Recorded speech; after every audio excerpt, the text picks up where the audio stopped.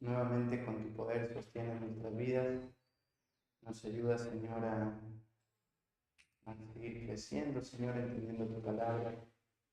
Realmente somos tan bendecidos, Padre, en poder despertar un día más y poder acudir a ti, Señor, para poder escuchar tu voz, para entender tus preceptos, Señor, y ser guiado por ellos. Gracias, Señor, por las personas que están acá, Señor, también por los que están viniendo. Bendice, Señor, su camino, su llegada. Te pido, Padre, que también seas dirigiendo nuestra mente. Padre, no dejes, Señor, que distracciones, pensamientos, diferentes, Señor, cosas que puedan pasar por mi mente, me estorben, no entender, no querer escuchar. Gracias, Señor, por este tiempo. Oramos en nombre precioso de Cristo Jesús. Amén. Manda Toby. Bueno, primera clase de la segunda sección. Esta sección tiene que ver con, les decía la semana anterior, con Conoce a Cristo. Las primeras 4 lecciones que ustedes vieron eran una descripción de lo que es el Evangelio. Y si tendríamos que definir qué significa creer, ¿qué es para ustedes creer? ¿Qué piensan?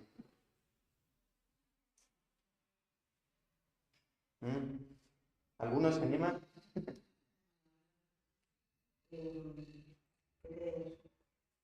Una forma como de aceptar,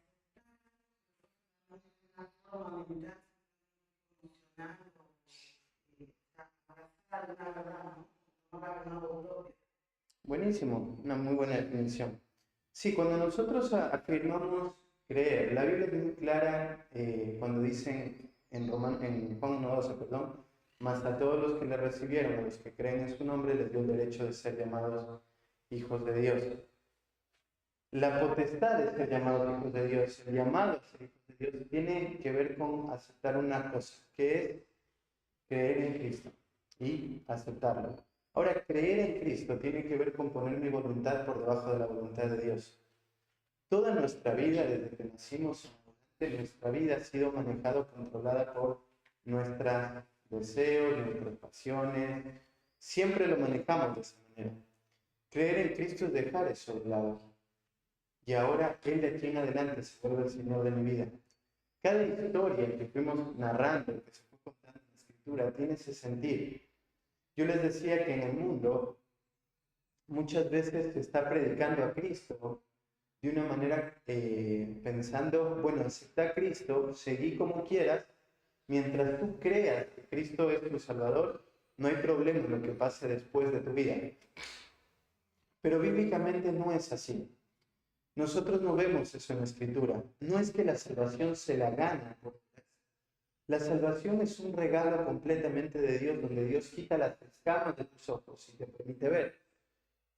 ¿Por qué necesita que sean quitadas las escamas? Bueno, es muy claro cuando dice en 2 Corintios 4:4 que el Dios de este siglo ha cegado el entendimiento para que no les resplandezca la luz del Evangelio. Cuando yo no logro ver, cuando me cuesta entender la Escritura, cuando no veo la vida espiritual, hay escamas muy grandes en mis ojos.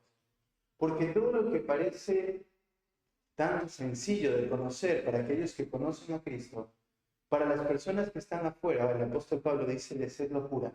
Todo esto es locura. El tiempo, estar sentado escuchando la Biblia, es una locura. Pero cuando vienes a Cristo, todo eso cambia. Porque ahora tu voluntad se pone bajo la voluntad de Dios y ahora tu deseo es honrarlo. Él hizo un cambio completo. Pablo lo dice de esta manera, si alguno está en Cristo, nueva criatura es. Las cosas viejas pasaron, ahora todas son hechas nuevas. La vida del creyente es completamente diferente. Hay un abismo de separación, literalmente un abismo de separación entre una persona que conoce a Dios y una persona que no conoce a Dios. Es por eso la desesperación cuando nosotros, no sé, en mi caso, mis hijos, de predicarles el Evangelio, porque no nacen yendo al cielo, nacen yendo al infierno, literalmente. Su pecado los separa de Dios. Y el único medio que Dios ha designado para poder salvarlos es el Evangelio. Entonces, es la forma como nosotros lo vemos, la importancia que tiene, Pero ahora todas estas 6 clases lo que te van a mostrar es un espejo. Es necesario vernos en el espejo. Por ejemplo, si tú vas al libro de Segunda de Corintios, ahí les digo el versículo.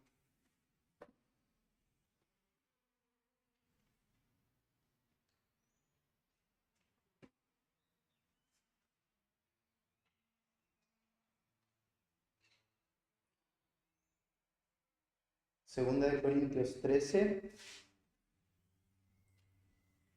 versículo 5.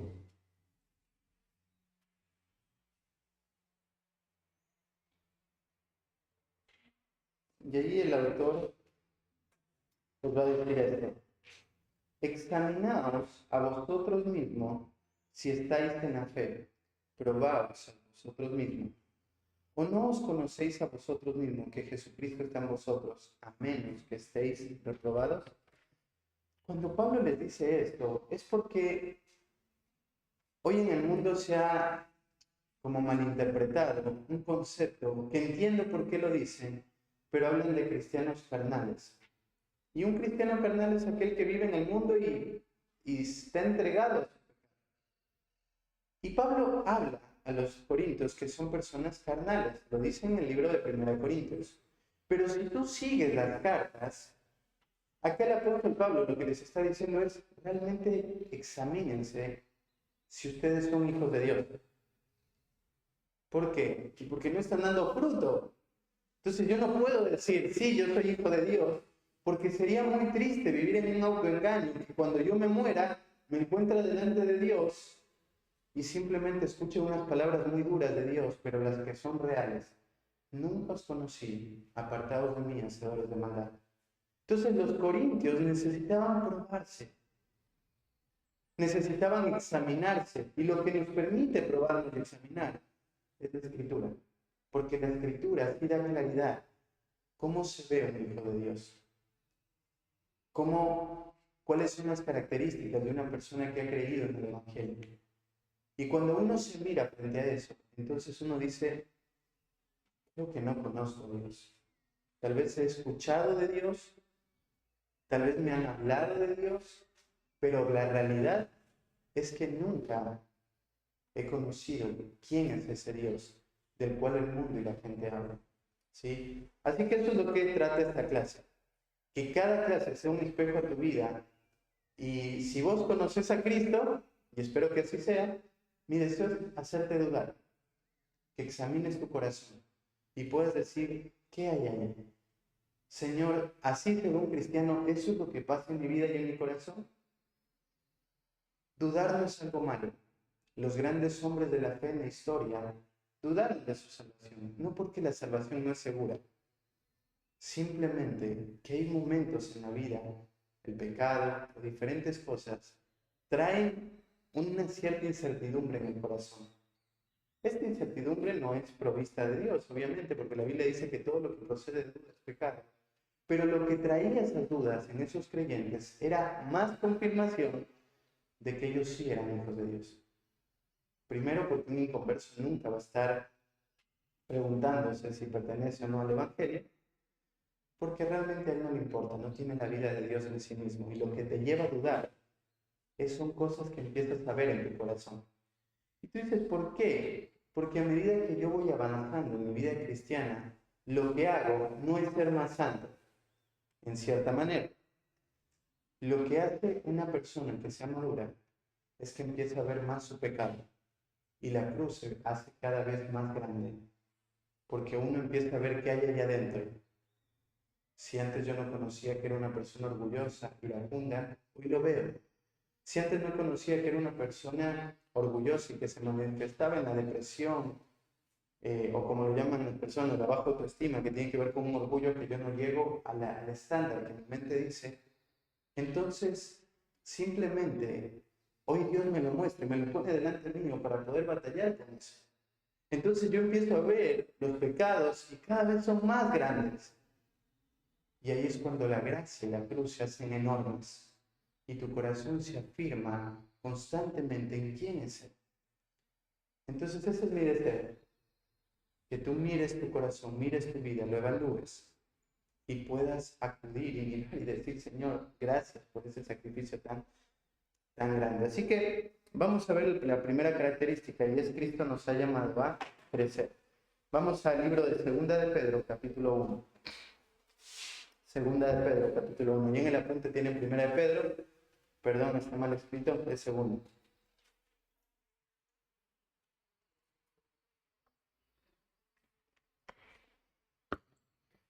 Versículo 1 hasta el versículo 11.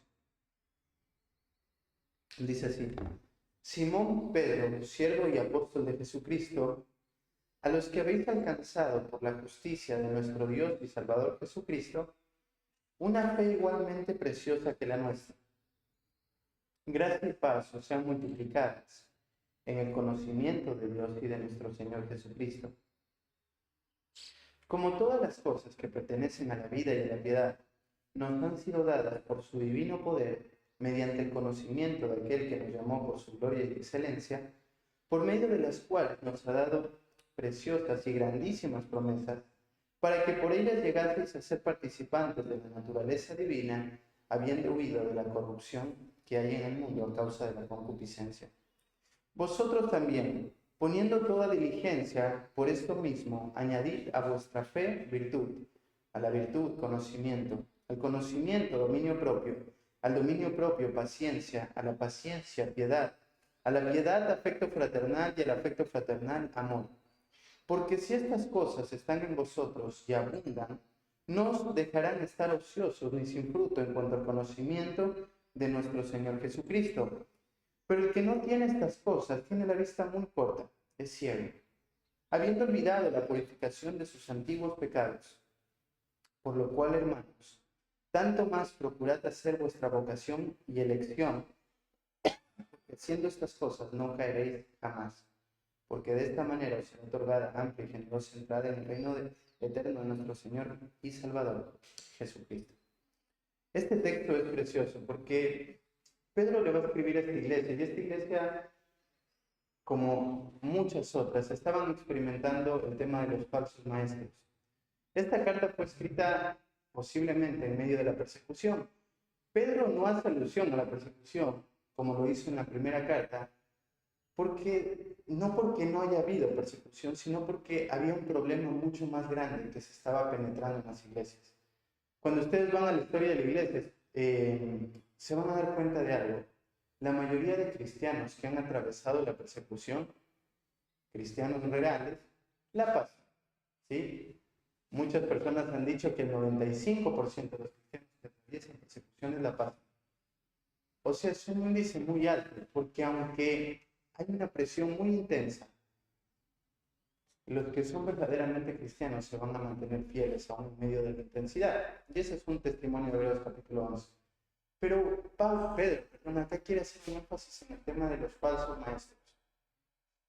Los falsos maestros son personas que obran, que están se paran en un púlpito a enseñar, pero que sus vidas no son coherentes con lo que enseñan. O sea, por ejemplo, yo te estoy hablando ahora del amor, y en mi casa, ponele, soy un ogro. Eso no es algo coherente. Una cosa es que esté creciendo y que haya lucha, sí, pero otra cosa es que yo viva una realidad completamente diferente a la que yo digo, a la que yo expreso. Entonces, Pedro dice, esas personas son muy peligrosas en la iglesia. Esta no es la única característica, porque también habla de personas que van detrás del dinero. Personas que lo único que quieren satisfacer son sus deseos. Entonces utilizan la piedad como un medio de ganancia. Pedro también describe que son hombres llenos de adulterio. Sus ojos, dice que están llenos de adulterio. Eso significa que son hombres que van a todo tipo de placeres. Entonces, ¿te imaginas lo que es la vida de un hombre parado acá adelante con esas características tratando de guiar a la iglesia? Claro, la iglesia lo escucha y lo que haría es, bueno, si eso significa ser salvo, entonces voy a caminar en ese mismo camino. ¿Por qué? Porque los hombres que están al frente son los hombres que son llamados a ser imitados. En la Biblia hay varias veces que se mantiene el principio de ser imitado a los pastores, a los ancianos de la iglesia. Entonces imagínate lo peligroso que es que los hombres que estén adelante vivan vidas hipócritas, vidas de lujuria, vidas en pos del dinero, de la avaricia. Es peligrosísimo. Estos son los que contrarresta el apóstol Pedro. Y les va a mostrar, el cristiano no va a ir en pos del mundo, porque huyó de ahí. Ahora va a ir creciendo. Y va a arrancar con una introducción muy fuerte para poder hablar del tema. Dice Pablo, siervo y apóstol de Jesucristo, lo que da primero son las características de quién era Pedro. Y te digo algo que es precioso de la vida de los apóstoles, es que ellos siempre se presentan como esclavos. Ellos son esclavos de Cristo, es el mismo título que se nos da a nosotros. Entonces él dice esclavo y apóstol de Jesucristo, y acá te da los destinatarios, a los que habéis alcanzado por la justicia de Dios y de nuestro Salvador Jesucristo, una fe igualmente preciosa que la nuestra. Esto es increíble, descomunal, porque lo que te está diciendo es la misma fe que nos salvó a nosotros, es la misma fe que habita en cada creyente. No son superhéroes esos 11 hombres o diferentes de nosotros. Es verdad que Dios le dio un rol y una función de ser, después de Cristo, aquellos que iban a ser el fundamento de la iglesia. Cristo, la piedra angular, los profetas y los apóstoles, el fundamento, y sobre ellos nosotros seguimos construyendo. Pero Pedro les dice, entre ustedes y nosotros no hay una diferencia, porque la fe que habita en nosotros es la misma fe que habita en ustedes. Ustedes la alcanzaron, la justicia de Cristo, por medio de la fe que está en ustedes y está en nosotros. Esto que les dice es para que ellos entiendan que la vida que llevan los apóstoles, la vida de fe, la vida de entrega, la vida de sacrificio, es la vida de todo creyente. No es solamente aquellos que están al frente, que han sido llamados a crecer. Somos todos. Todos hemos sido llamados a avanzar. Y Pedro les va a seguir diciendo, gracia y paz os sean multiplicadas. Este es el saludo normal apostólico. Les dice gracia porque la gracia fue la que los salvó. Y la paz es el efecto de esa salvación. Lo que sucede. Yo tengo paz para con Dios por medio de la gracia que me fue dada. Y dice, esas dos cosas, la gracia y la paz, os sean multiplicadas. Que tengan mucho de esto. ¿Cómo? En el conocimiento de Dios y de nuestro Señor Jesucristo. Ahí va a ser multiplicada la paz. En el conocimiento. ¿Y dónde encontramos eso en la Escritura? Entonces, a medida que yo voy avanzando en entender la Escritura, tengo más gracia, más paz. A medida que yo voy entendiendo lo que la Biblia dice, tengo más gracia. Y la gracia es lo que nosotros necesitamos para seguir creciendo en nuestra vida espiritual. Así que Pedro ya arranca con una introducción contundente de lo que va a explicar más adelante. El cristiano ha sido llamado a crecer porque la fe que tiene es la fe de todas las personas, aún de los apóstoles. Entonces ha sido llamado a crecer para seguir buscando la vida de gracia y ser transformado a la imagen de Cristo. Entonces ahora arranca el versículo 3 y dice, como todas las cosas que pertenecen a la vida y a la piedad nos han sido dadas. Esta frase es muy importante, porque lo que te está diciendo Pedro es, no hay nada que el creyente no necesite para vivir la vida y la piedad. No hay nada. Todo lo que el creyente necesita está en la Escritura. Y este es un texto precioso que habla de la suficiencia de las Escrituras.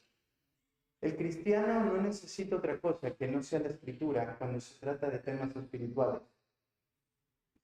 Creo que ustedes han escuchado, tal vez en algún momento en algún culto de la iglesia, el hecho de cómo hoy se ve en el mundo y cómo la iglesia está muchas veces yendo en contra de esto. Decimos o afirmamos que tenemos la Escritura y es suficiente para todo, pero en la práctica necesitamos, no ser profesionales, un psicólogo, un psiquiatra o diferentes cosas. Pero la realidad es que ellos no pueden tratar el alma del ser humano. Justo hablaba esta semana con una persona que me contaba que su esposa estaba medicada por un tema de depresión y que estaba tomando pastillas y ya lleva muchos años. Y le digo, ¿y ha cambiado? No. ¿Por qué? Porque lo que hacen esas pastillas es simplemente tratar de controlar el comportamiento. No hacen otra cosa más que eso. Pero no pueden atacar la raíz. Yo le decía, lo que hace un psicólogo es culpar al mundo de tu estado. Fue mi papá, fue mi mamá, son las personas, es el lugar que me rodea. Podemos culpar a todos, pero lo que hace el cristianismo es la culpa es tuya. El entorno obviamente afecta, pero como yo abrazo el pecado, es responsabilidad mía. ¿Sí? Es responsabilidad completamente mía. Y acá Pedro nos dice, tenemos todo para la vida y la piedad. La escritura es suficiente para todos los aspectos de la vida. Con esta misma persona estábamos hablando acerca de lo que es la ira. Y le explicaba lo que es la ira.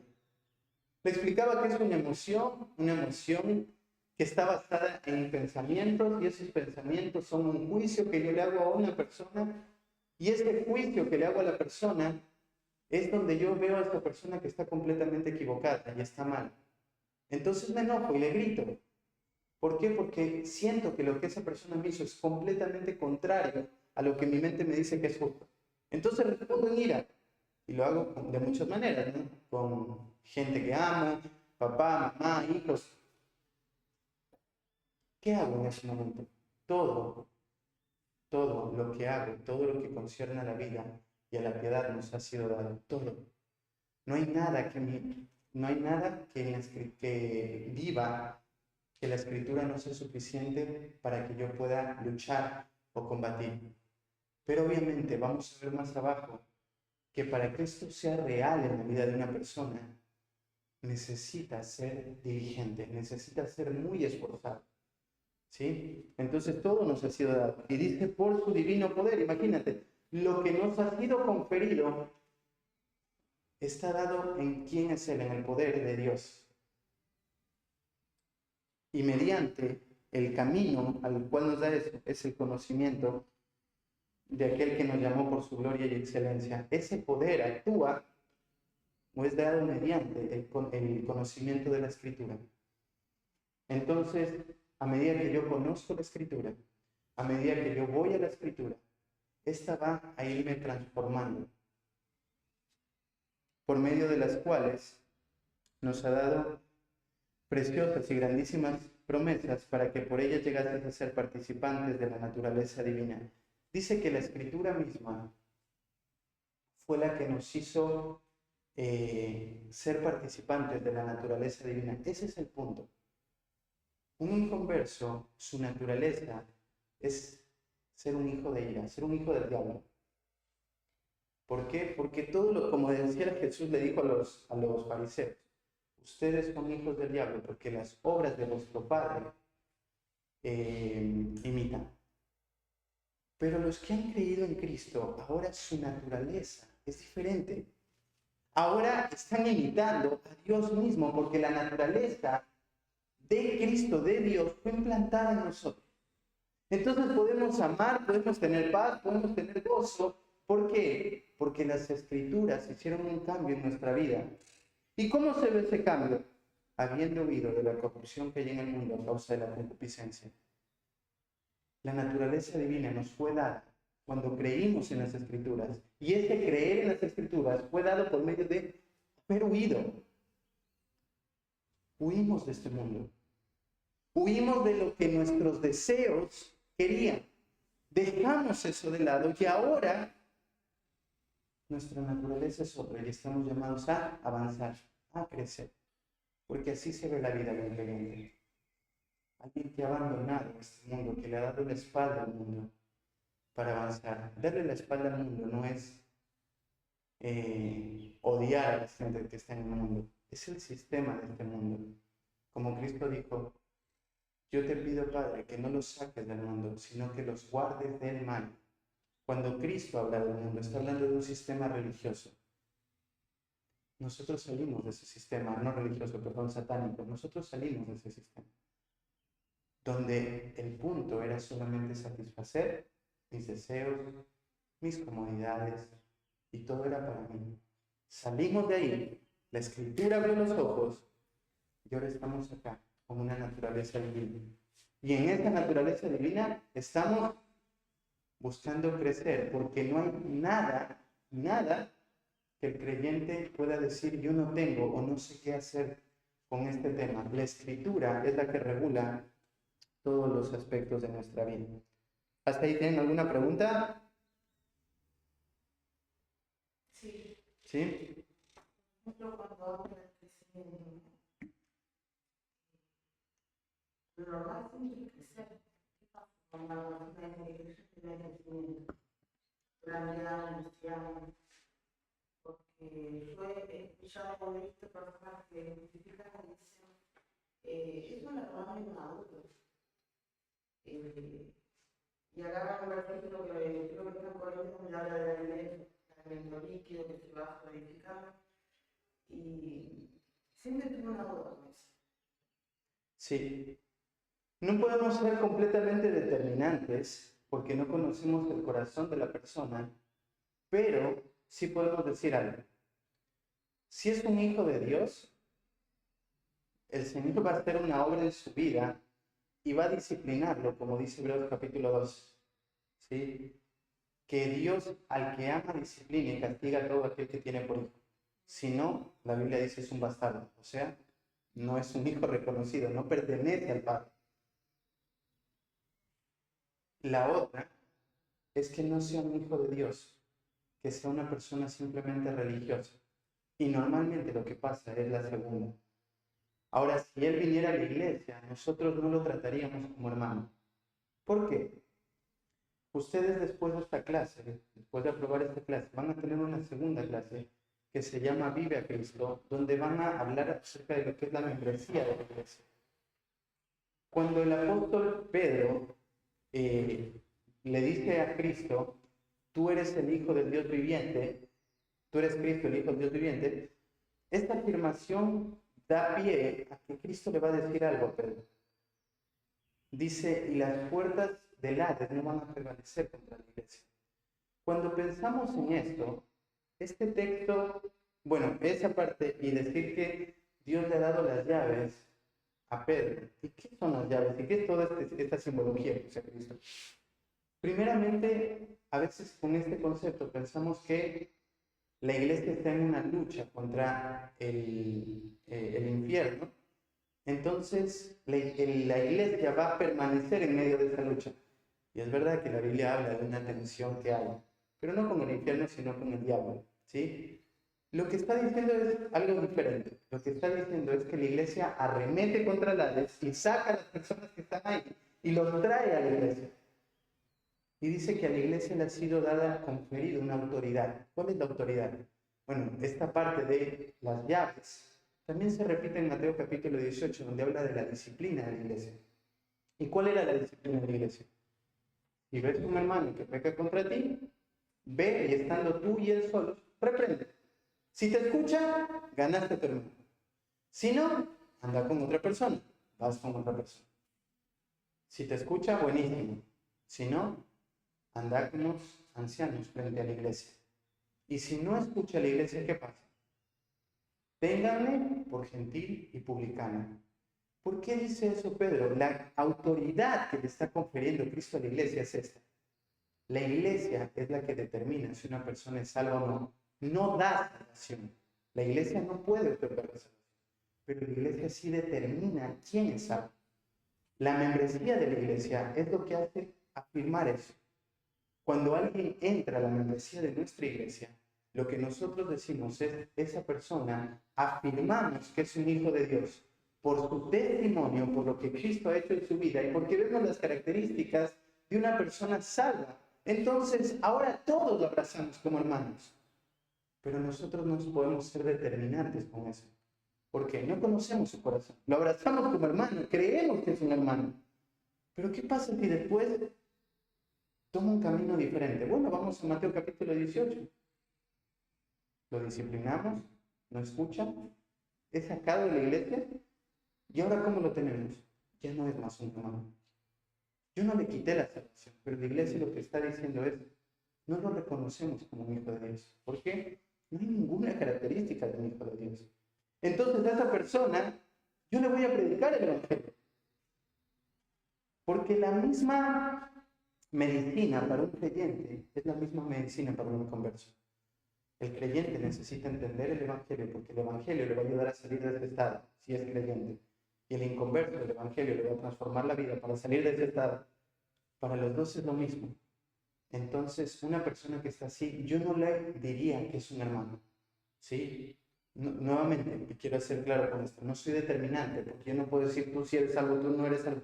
Pero lo que yo sí hago es llevarle a esas personas y mostrarles la escritura. Así se ve un salvo, para que ellos lo puedan ver. Por ejemplo, este pasaje.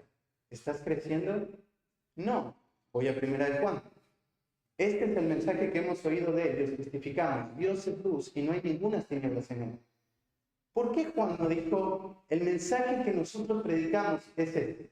Cristo murió, al tercer día resucitó y por él tenemos salvación. ¿Por qué Juan no dijo eso? Dijo, Dios es luz y no hay ninguna tinieblas en él. Lo que está diciendo Juan, el mensaje que la iglesia está escuchando es que Dios es santo y que nadie que tenga pecado puede entrar a él. Entonces, ¿qué hacemos? Solo Cristo te da la oportunidad de entrar a él. Pero más abajo te va a decir, el que dice que está en luz, pero vive en tinieblas, la verdad no está en él. Y luego sigue diciendo, si estamos en luz, como él está en luz, tenemos comunión unos con otros. Una persona que está lejos de la iglesia por un montón de años, o sea, nosotros miramos ahí en la escritura, dice, hay algo que no está funcionando. ¿Por qué? Porque la Biblia dice, si estamos en luz, queremos estar en medio de la luz, rodeados de la luz, porque somos hijos de luz. Entonces, hay muchas características de cómo se ve un cristiano. Entonces, yo no lo afirmo, tampoco le puedo decir que no. Lo que hago es, mira, a la luz de lo que dice la Escritura, yo no podría afirmar la salvación de esta persona. ¿Sí? Porque la Escritura me muestra que un cristiano crece. Ahora, el crecimiento, ahora vamos a avanzar un poquito más, pero el crecimiento sí quiero decirles algo. A veces puede llegar a verse imperceptible. Y tú dices, ¿cómo imperceptible? Porque a veces tenemos una mala definición de lo que es el crecimiento. Por ejemplo, eres una persona muy iracunda y estallas. Y hoy sigues estallando. Pero en el camino has ido aprendiendo cosas y ya no lo haces de manera tan seguida. Y tú dices, Carlos, ¿eso es crecimiento? Sí, no es el fin donde deberías terminar como una persona pacífica, pero claro que hay crecimiento, porque el crecimiento va avanzando, no es de un momento. Hay veces que Dios lo hace de manera muy dramática. Una persona, no sé, un drogadicto deja de drogarse para siempre y no tiene más lucha con eso. Dios lo puede hacer. Pero en la experiencia nosotros vamos viendo, y bíblicamente el crecimiento va siendo paulatino. Miran al apóstol Pablo, era perseguidor y de repente se convirtió en minutos, cambió su vida de ser un perseguidor a ser un perseguido. Pero también ves a otros. Tú tienes al apóstol Pedro, un hombre que amaba al Señor, un apóstol, escribe 2 cartas y lo miras en Gálatas, que Pablo lo confronta, porque estaba viviendo una vida de hipocresía. Con los judíos se estaba comportando como judío y con los gentiles como gentil. Y Pablo le dice, no, eso no es de acuerdo al Evangelio. Pero ya es un apóstol. Claro, el crecimiento es gradual. El crecimiento se va dando de a poco. Entonces yo no tengo que desanimarme. Lo que yo tengo que ver es que Dios sí está obrando en cosas que antes no. Por ejemplo, a veces la falta de crecimiento son o expectativas que otros me ponen o expectativas que yo me pongo. Entonces, les doy un ejemplo. Una persona nunca quiso leer su Biblia. Yo le agarro la Biblia y la leo una vez a la semana. Eso es crecimiento. Pero la expectativa es no, tienen que leer los 7 días y hacer una profundización del versículo. No, va avanzando porque es un bebé que recién ha conocido a Cristo o que está conociendo sus primeros pasos y va avanzando. Entonces el crecimiento tiene que verse de esa manera. Dios sí está orando, Dios lo ha prometido, el que comenzó la buena obra la va a terminar. Solo que tengo que ir viendo cómo se ha ido dando ese crecimiento, porque es gradual. ¿Sí? Entonces esta sería la respuesta. ¿Se entendió? Buenísimo. Entonces versículo 5 dice, vosotros también, ¿sí? Poniendo toda diligencia, por esto mismo, añadid a vuestra fe virtud. Esto de poniendo toda diligencia esta es la tarea a la cual todo creyente debe volcarse con todo su esfuerzo. Esta es la tarea a la cual el creyente tiene que vivir, porque esto es lo que hace un cristiano. Añadid a vuestra fe virtud. Mira que no dice añade fe, sino que la fe es la base en donde cada una de estas características va a sumarse. ¿Sí? La fe ya está dada, la fe salvífica ya está en mi vida. A partir de ahí, simplemente cada una de estas áreas va a irse añadiendo a mi vida. Ahora, cada una de estas cosas que vamos a ver no son dadas como en escalería, como, bueno, ya lo tengo listo, check, siguiente, no. Sino que cada una de estas, yo tengo que trabajar para que todas estas se vayan formando, afirmando en mi vida y yo pueda avanzar hasta la madurez y ser transformado a la imagen de Cristo. Entonces, lo primero que dice es añadir a vuestra fe virtud. La palabra virtud tiene que ver con excelencia. Dice que lo que tenemos que primeramente hacer o crecer es en excelencia de todas las cosas. En el mundo cristiano, esto es lo que debe verse en un hijo de Dios, en todo. Porque eso es lo que va añadiendo a nuestra fe, porque ahora la motivación con la cual nosotros hacemos las cosas ya no es para un bien propio, es para exaltar el nombre de Dios. Como decía un autor de Primera de Pedro, nosotros hemos sido llamados a anunciar las virtudes de aquel que nos llamó de las tinieblas a su luz admirable. Que el mundo vea que nosotros estamos anunciando las virtudes de Él. Entonces, esta es la excelencia en todo lo que hacemos. A esta excelencia yo le voy a añadir conocimiento. El conocimiento es fundamental para poder avanzar en la vida espiritual. Yo no puedo crecer si no estoy estudiando o entendiendo más mi Biblia. La Biblia habla un montón de esto. Por ejemplo, miren ahí en Primera de Timoteo, capítulo 4, versículo 16.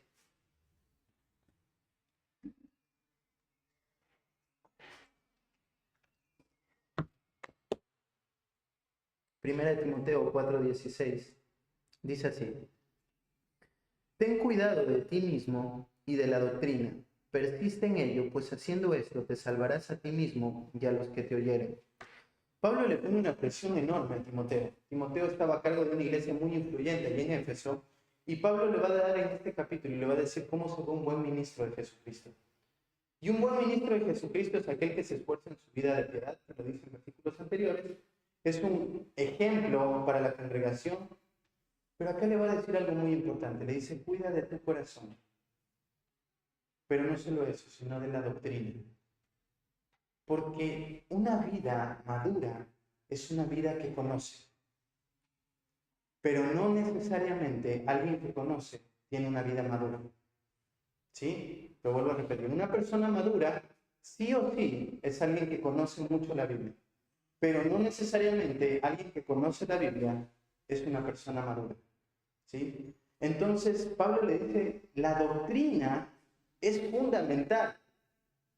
Tienes que mantenerte enseñando esto, el conocimiento de Dios. ¿Por qué?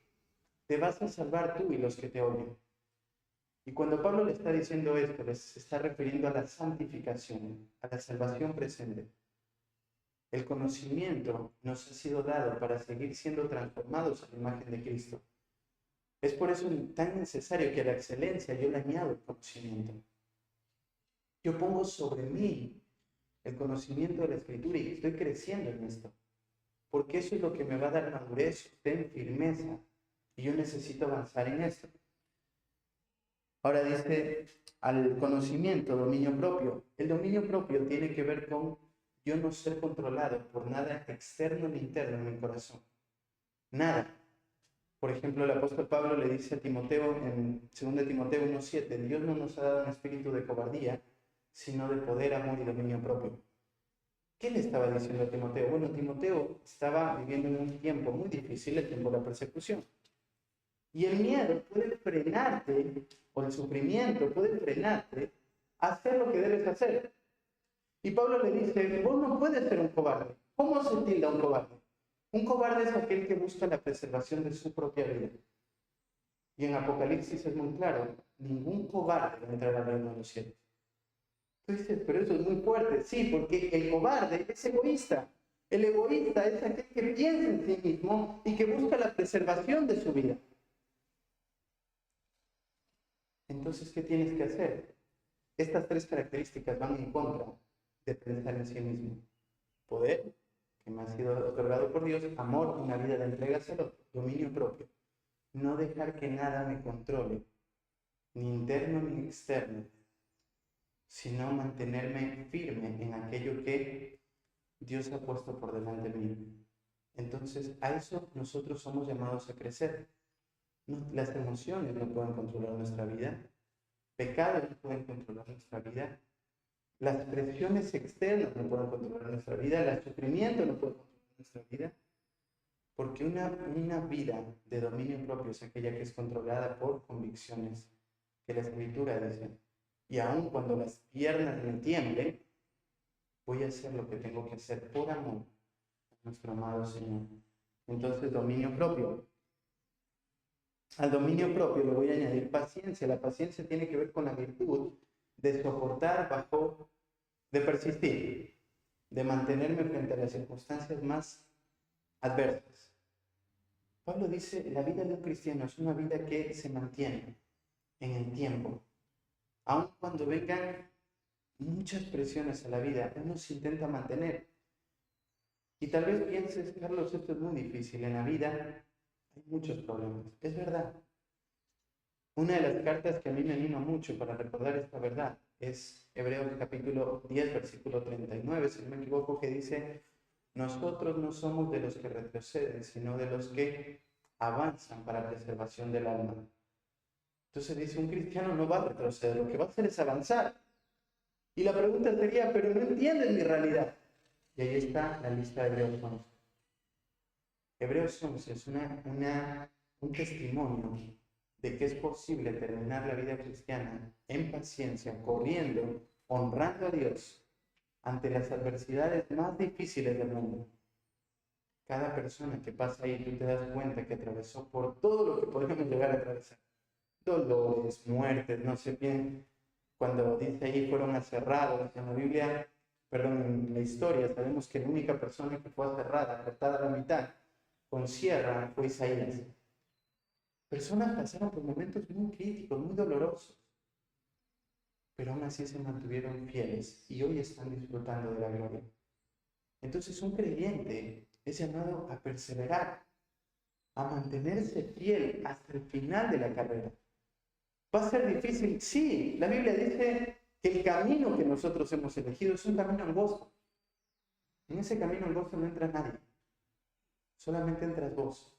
No entran tus pertenencias, tus cosas, solo entras tú. Entonces te metes por ese camino desesperado, sabiendo que esa es la única. Y no es fácil este camino. Pero tú mantienes paciente, perseverante en medio de eso. A la paciencia le añadimos piedad, y la piedad tiene que ver con la excelencia del conocimiento de Dios. La vida de piedad es una vida que está siendo transformada a la imagen de Cristo. La vida de piedad tiene que ver con mi relación con Dios. Porque esa es la vida eterna. La vida eterna Cristo la definió de esta manera. Y esta es la vida eterna, que te conozcan a ti, al único Dios verdadero y a Jesucristo a quien has enviado. Esa es la vida de piedad. En eso se afirma la vida de piedad. Entonces, yo sigo avanzando a ser transformado, a tener una relación más personal con Dios. Porque no solamente es conocimiento, yo puedo ir a la Escritura, citar la Escritura, pero mi relación con Dios necesita crecer. Mi vida de oración, mi vida de lectura, mi vida de ayuno, toda la vida de piedad que yo debo tener con el Señor tiene que ir avanzando, creciendo. A esto, a la vida de piedad, le sumo afecto fraternal. Y claro, ¿sabes por qué lo puso Pedro en este orden? Porque es imposible amar a las personas si yo no puedo amar a Dios. Cuando yo amo a Dios y sigo avanzando en mi amor a Dios, en mi crecimiento, en mi relación personal con Dios, el amor a las personas se hace más fácil. No que no cueste, solo se hace más fácil. Ahora Pedro dice, tenemos que amar fraternalmente. Amar, el amor hacia el hermano. ¿Hasta qué punto? Bueno, primera de Juan 3 dice, así como Cristo se entregó y dio su vida por nosotros, nosotros debemos de dar la vida por nosotros. Ese es el amor que Dios espera de un creyente hacia un hermano de la iglesia. Tú tal vez dirías, Carlos, dar mi vida sería imposible. O tal vez digas, bueno, estoy dispuesto a dar mi vida. Entonces Juan pasa de un conocimiento muy general a algo muy específico. Si ves un hermano que tiene necesidad y cierras contra él su corazón, ¿cómo muere el amor de Dios en ti?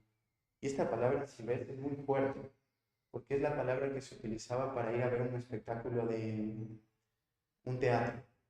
Entonces es como que tú estás mirando a un hermano que no tiene que comer y lo que haces es aplaudir, es reírte o simplemente ser indiferente. Dice, ¿cómo muere el amor de Dios en él? Y es una pregunta retórica. La respuesta es no, no mora. No está, no existe el amor. Somos llamados a amar, a estirarnos por ese amor. Es imperfecto, pero está. Un amor desinteresado a mis hermanos, un amor de entrega.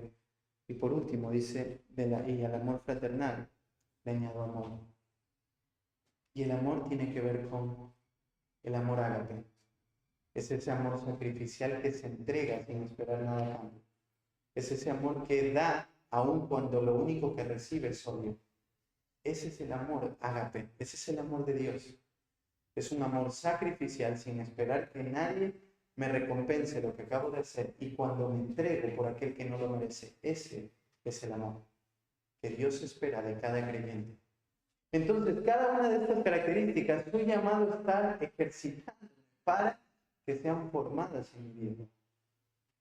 ¿Cuál es la razón? Primera razón, porque si estas cosas están en vosotros y abundan, no os dejarán estar ociosos ni sin fruto en cuanto al conocimiento de nuestro Señor Jesucristo.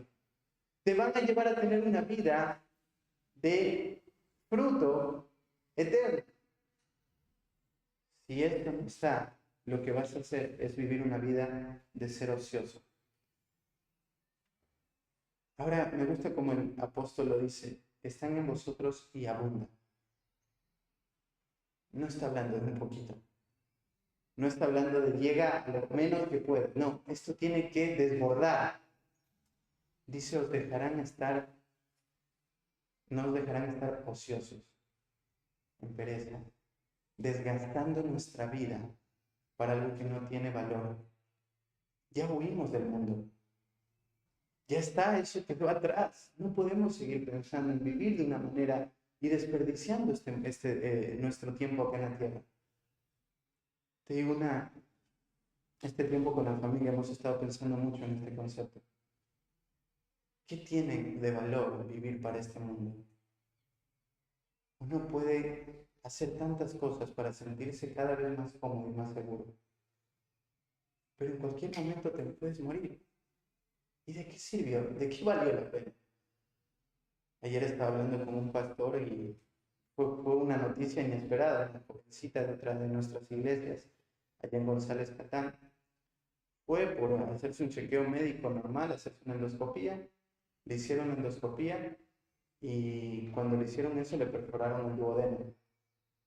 Entonces, esa perforación, ella se fue a la casa, no se dio cuenta, le empezaba a doler la panza, pero pensó que era algo normal.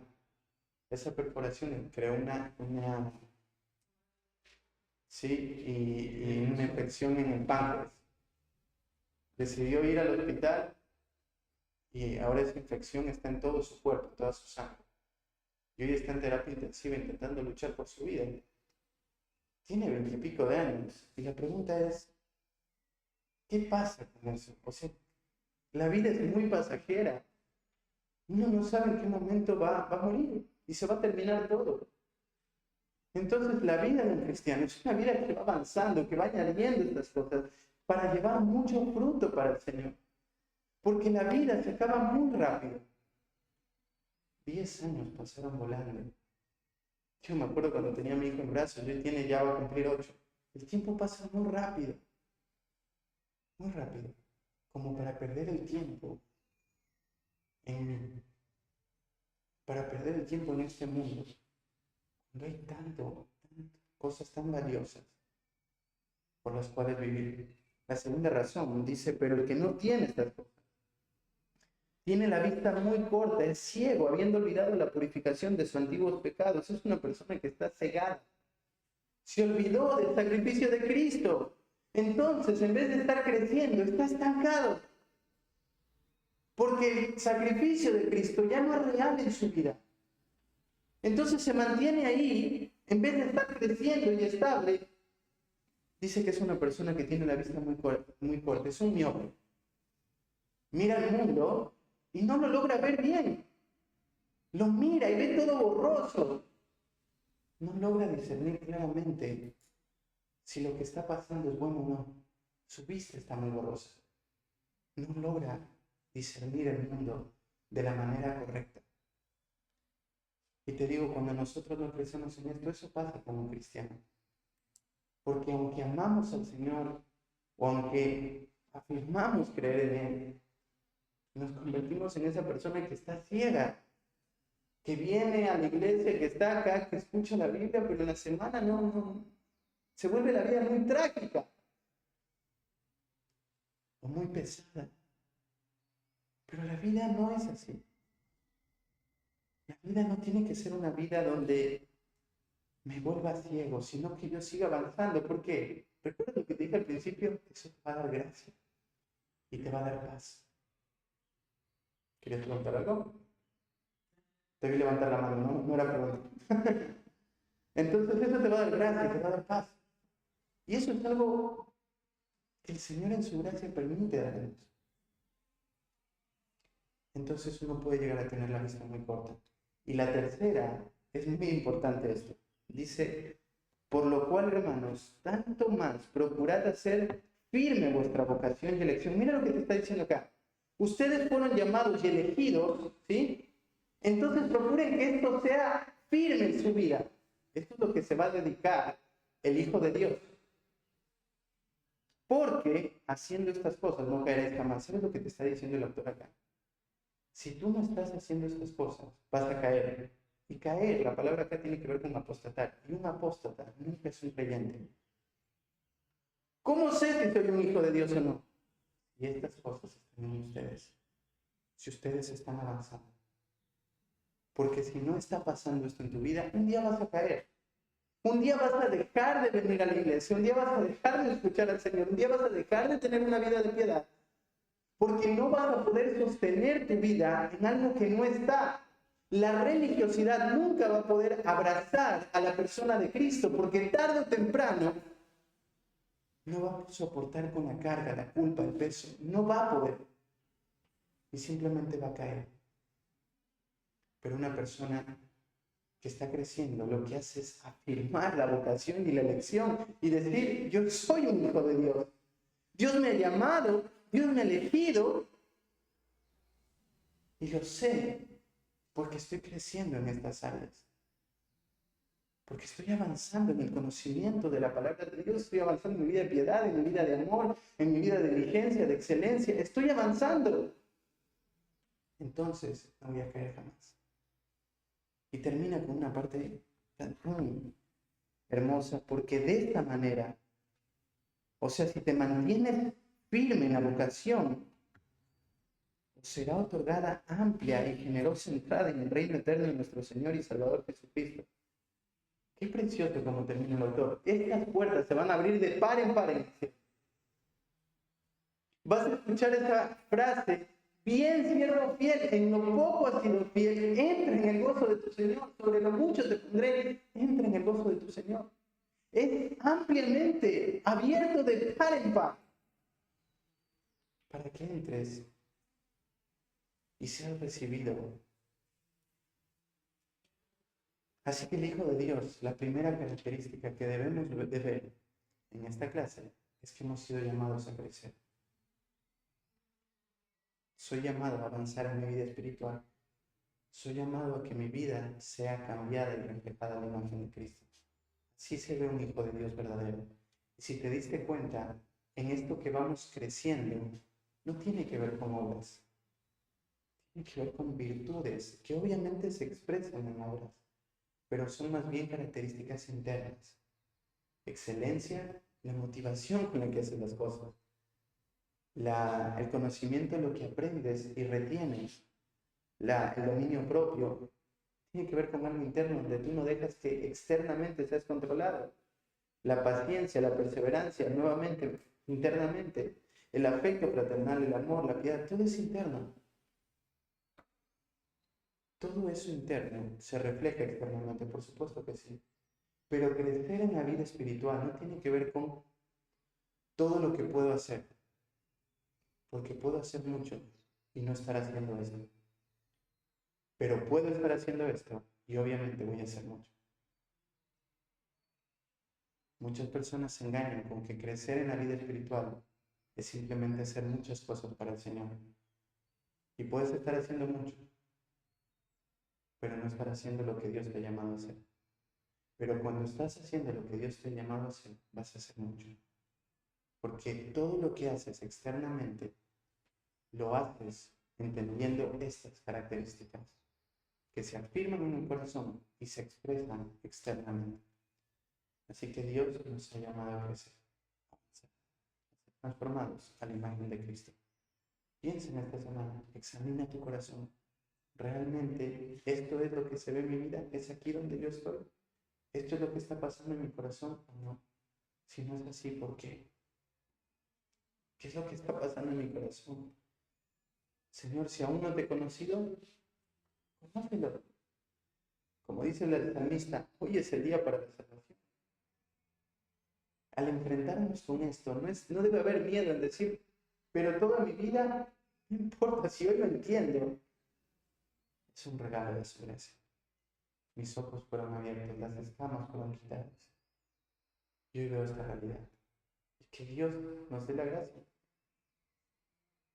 Este llamado no es solo para ustedes, es para todos. Todos somos llamados a crecer en esto. ¿Sí? Oramos. Padre, qué regalo, Señor, abrir tu palabra y ver la precisión que esta tiene. Ninguna palabra humana, Señor, podría tener tanto peso y tanto valor y tanta autoridad como tu palabra, Señor. Yo te ruego, Padre, que obres en tu palabra, obres en nuestros corazones, perdón, a través de tu palabra, para, Señor, afirmar nuestro corazón en si esto es lo real que pasa en nuestra vida. Tú conoces nuestros corazones, conoces nuestra vida, tú sabes los pensamientos que en este mismo momento estamos teniendo.